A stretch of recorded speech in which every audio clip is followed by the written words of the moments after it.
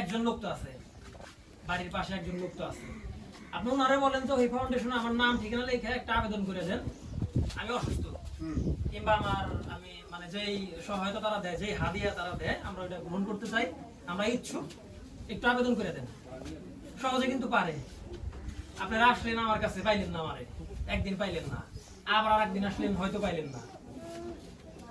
যার কারণে একদম সঠিক সমাধান, মানে সহজ সমাধান হইলো যে যেহেতু আমাদের ইমেইল দেওয়া আছে, ওয়েবসাইট দেওয়া আছে, শুধুমাত্র ইমেইলটা হয়তো আপনি বুঝতেছেন না ইমেইল কি, যখন আপনারা বলবেন আপনার বাড়ির পাশের একজন যে 8-এ পড়ে কিংবা 6-এ পড়ে 7-এ পড়ে, আমি ওই ফাউন্ডেশনের কাছে একটু সহায়তা চাই, তুমি একটু আবেদন করে দিবে, সমস্যা নেই।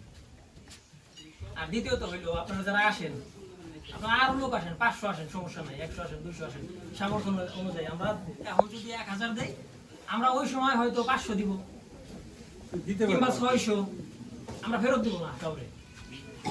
তবে একটা কথা হইল যে এক বাড়িতে থেকে আপনারা যারা 2-3 জন আসেন, মানে এটা একটু সমস্যা। কি কারণে সমস্যা? আপনার বাড়ি থেকে আপনি 3 জন আসলেন, আরেকটা বাড়ির থেকে 3 জন আসলো, তাহলে তো এটা মানে এই পাড়া কিংবা মহল্লা কিংবা ইউনিয়ন ব্যাপী দেওয়া সম্ভব হবে না। যার কারণে আপনারা যদি একটা বাড়ির থেকে একজন আসলেন কিংবা সর্বোচ্চ 2 জন আসলেন, এটা একটু সুবিধা হয়। যাই হোক, আপনাদের উদ্দেশ্যে এতটুকুই। আপনারা 2টা মিনিট বসতে পারেন, সাইডে বিতরণ শুরু করবে। আমাদের এলাকার যারা আছে,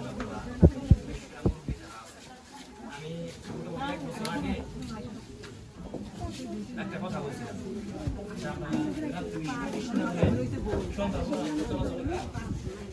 মোটামুটি সমস্যা।